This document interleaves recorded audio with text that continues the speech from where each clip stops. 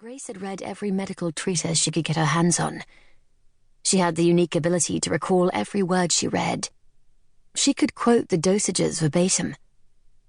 She knew how strong the medicine was and how to use it, and she'd packed enough bottles in their trunks to last until they reached Brussels. "Think of something else," she said more gently. Grace knew he had plenty to occupy his mind, aside from his own health. Although Daniel Ware didn't speak of it, he was carrying a message from Joseph Bonaparte to his wife, Julie, in Brussels. Since the Emperor had been imprisoned on St. Helena, his brother, the former King of Naples and Spain, had been living in America in the guise of the Count of Sevilias. Messages went back and forth all the time between those still loyal to the Bonaparte family. He frowned fiercely at her. "So where's the blasted carriage?" She smiled back at him. "That's my courageous father." The doctors in Philadelphia had offered no hope for recovery. They told her that his leg should have been amputated immediately after Waterloo.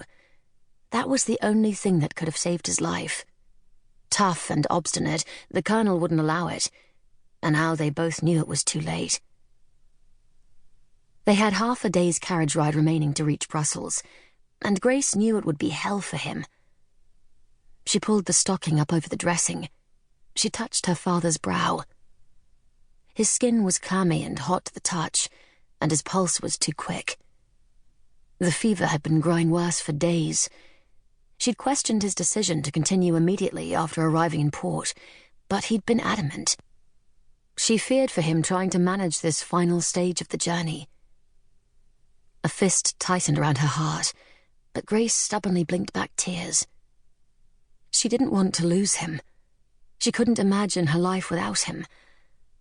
But she couldn't think about herself right now. She had to be strong for him. An unsteady hand reached out, and he touched a strand of her hair.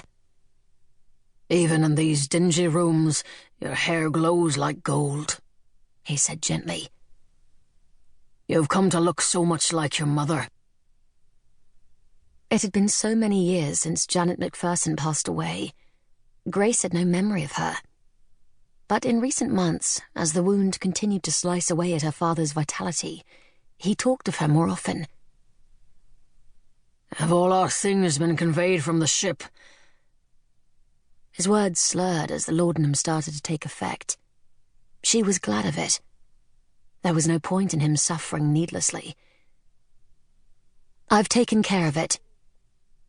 "Of course," the colonel said. "You manage everything so well. What a fine officer you would have made."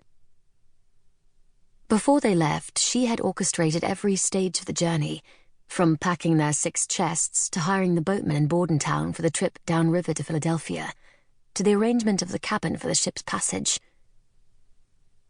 "Do you have my directions?" he growled in a low voice. "Portugal code." "You know me, father. Your orders are locked in my memory." Under the effects of laudanum, his mind was again wandering back to his fighting days on the peninsula. She was one of his subordinates, and he insisted on her knowing the orders. Grace kissed his hand and nodded at the valet, who was waiting to help her father into his boots.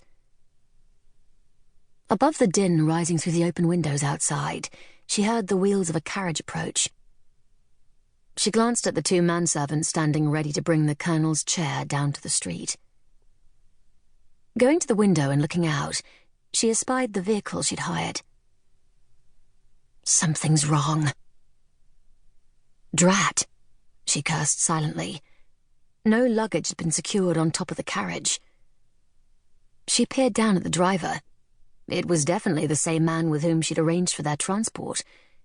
She'd directed him to take charge of their chests as they were unloaded from the ship, but he hadn't brought them. "Wait here. Don't bring him down yet," she said to the valet before touching her father's hand. "I'll be right back." Grace stormed along the dark, winding hallway. This was unacceptable. She wanted to be on the road to Brussels now, while the laudanum made the trip easier for her father.